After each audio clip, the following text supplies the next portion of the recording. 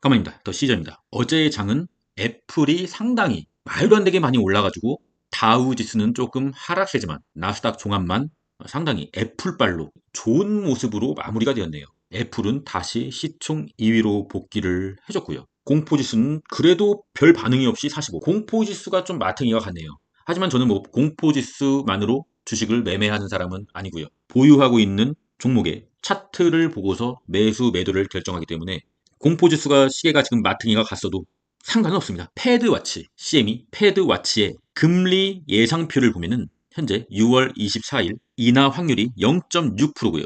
7월 24일 인하 확률이 8.8%고요. 그리고 9월 달이나 가야 이제 48.3%로 동결보다 약간 1% 정도 높은 수치로 예상을 하고 있죠. 결국에 9월 달이나 가야 금리를 인하한다라고 판단할 수가 있는 것이죠. 도대체 금리는 언제 하는 거야? 금일 FOMC 회의. 당연히 금리는 동결로 나올 것이고요.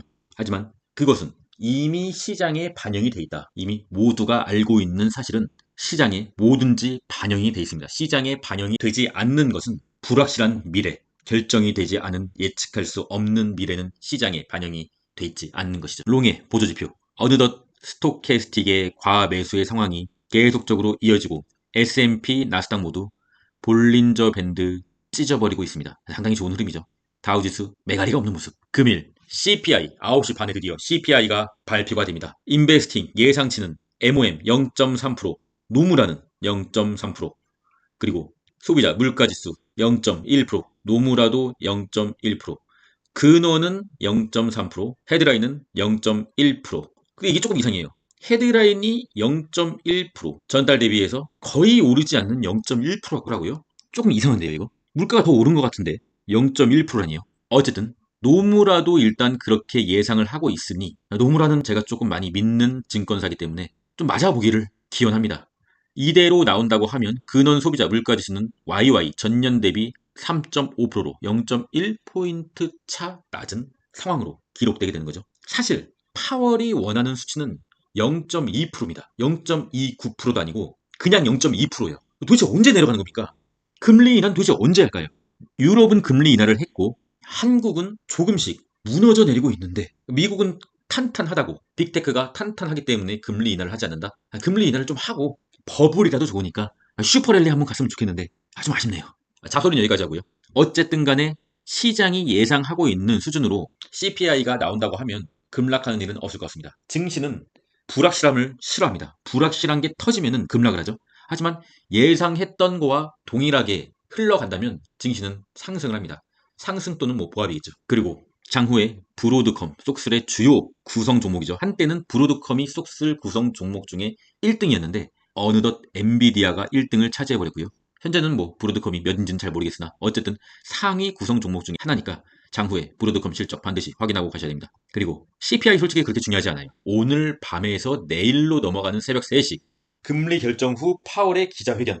이게 굉장히 좀 난해한 상황이죠. 도대체 오늘은 또 무슨 스펙타클한 개소리를 해줄까, 파월. 새벽 3시에 오랜만에 알람을 한번 맞춰볼까 고민 중입니다. 고민을 하는 거지 진짜 알람을 맞춰놓지는 않을 거예요. 고민만 하는 것입니다. 고민만.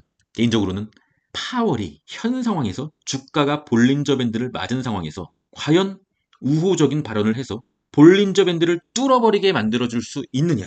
제가 파월이라면 그렇게 하지 않을 것 같은데요. 다만 한 가지 변수가 있는 게 이 CPI가 예상치보다 높게 나와서 주가가 막 마2를 보여주고 급락을 했을 경우에 갑자기 파월이 우호적인 발언을 해서 내린 주가분만 올리는 이 마롤의 장을 연출할 수도 있다. 여러 가지 시나리오를 세워놓고 일단 CPI가 발표가 되고 나서 본장 초반의 상황을 한번 지켜봐야 그 후에 작전이 짜여질 수 있을 것 같습니다. 프리크롭션 0.7이 상당히 낮아지고 있네요.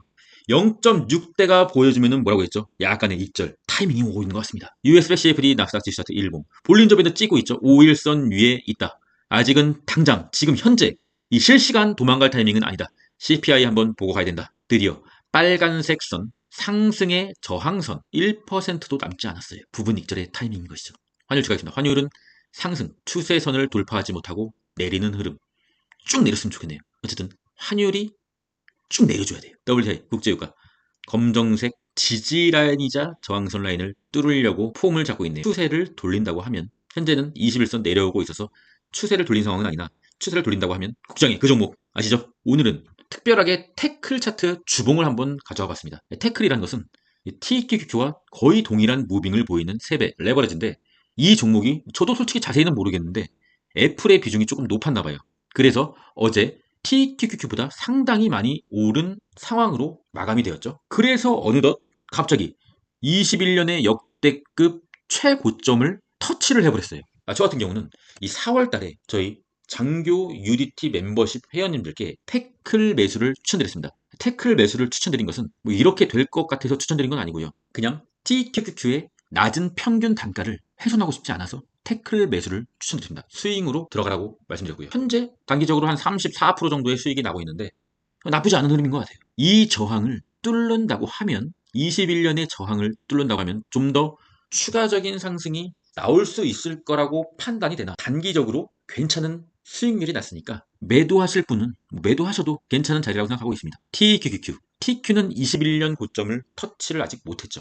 21년 고점이 너무 높아요. 어쨌든 간에 볼린저 밴은 현재 찢어버리고 있는 흐름이다. 상당히 RSI 70이고요. 얼마 전에도 말씀드렸죠. 개별 종목이 아니라 지수 차트의 경우에는 RSI 70이라고 하면 상당히 높은 수치다. 그렇다고 하더라도 현재 모든 걸 다 팔고 도망가면은 나중에 다시 재진입이 힘드니까 만약에 오늘 밤에 급등한다. 그러면 분할 매도, 부분 매도의 타이밍으로 가져가셔도 괜찮은 흐름인 것 같습니다. 솔직히 TQQQ를 매수하신 분들 중에서 손해본 사람이 없잖아요. 다 수익권이잖아요. 최고점이니까 수익권일 수밖에 없죠. 21년 최고점에 물린 사람들만 제외하고. 그래서 오늘 밤에 급등이 나온다 라고 한다면은 약간의 기분을 내는 분할 익절 실시해도 괜찮은 타이밍인 것 같습니다. 쏙슬도 조금 더 힘을 내줬으면 좋겠는데 아직 3월 달의 고점까지는 도달하지 못한 모습. 사실상 뭐 거의 도달했다고 봐도 무방하긴 하나. 어쨌든 간에 한 번 더 TQ도 최고점인데 쏙슬도 최고점을 한번 뚫어줘야 되지 않나. 엔비디아가 힘을 못 내고 있는 게 조금 아쉽지만 쏙슬도 할 수 있다고 생각하고 있습니다. 불즈 못난 놈 못났네요. 볼린저 밴드 맞지도 못하는 못난 놈. 테슬라는 아주 썩을 놈이죠. 도대체 언제까지 테슬라를 매수를 해야 되는 겁니까?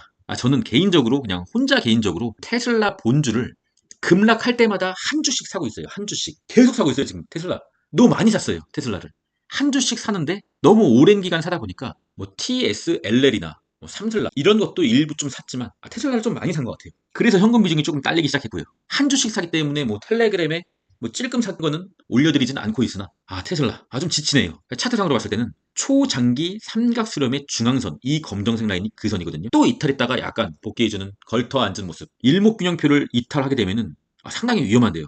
21선 밑에 있고요. 오늘 밤에 바로 반등을 해줘야 됩니다.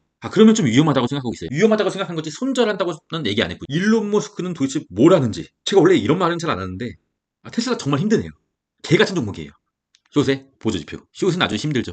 스토캐스틱 과매도권 상당히 과매도의 순간이고요. CPI가 나가리가 되면 바로 엄청난 기술적인 반등이 나올 구간입니다. 그나마 다행인 것은 키움전사의 일간 순매수에서 속스 S가 1위라는 거, 게임스탑 2위라는 것도 뭐 호재고요.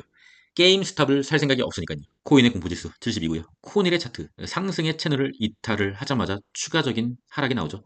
그리고 21선에서 정확하게 지지를 받는 것은 일단은 다행입니다. 왜냐하면 21선이 미세하긴 하지만 상방으로 고개를 틀었기 때문입니다.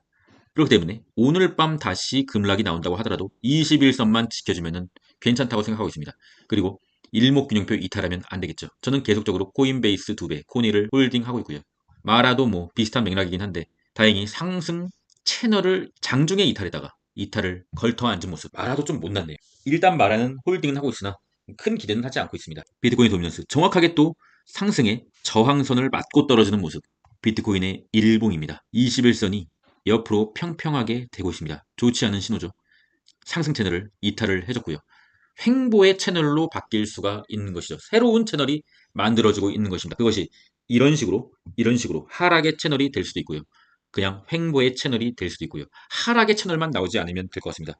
지켜줘야 됩니다. 오늘 밤. 이더리움도 마찬가지고요. 그나마 이더리움이 조금 차트상으로 반등의 시그널이 있는 것은 작아서 잘 안 보일 수도 있는데 볼린저 밴드 하단을 닿지도 않는 이탈이 나왔습니다. 그러면 단기적으로 볼린저 밴드 안으로 들어와야 되겠죠. 오늘 밤 이더리움이 볼린저 밴드 안으로 들어오는 반등이 나오지 않을까 조심스럽게 좀 생각을 하고 있습니다.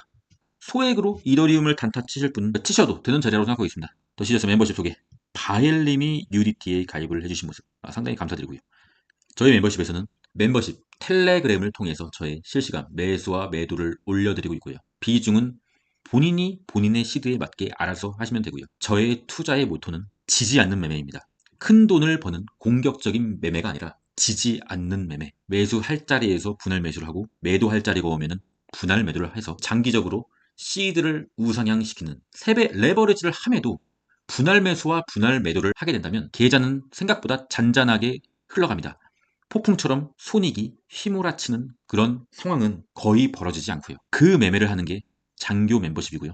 UDT에서는 여러 가지 합니다. 그냥 단타도 하고 스윙도 하고 당연히 장교 멤버십에 있는 텔레그램을 통해 장투도 하고요. 본인의 성향에 맞으신 멤버십을 선택하시면 될 것 같습니다. 마지막은 주식 명언으로 마무리하겠습니다. 잠자는 동안에도 돈이 들어오는 방법을 찾지 못한다면 당신은 죽을 때까지 일을 해야만 할 것이다. 워렌 버핏이고요. 이미 우리는 찾은 거죠.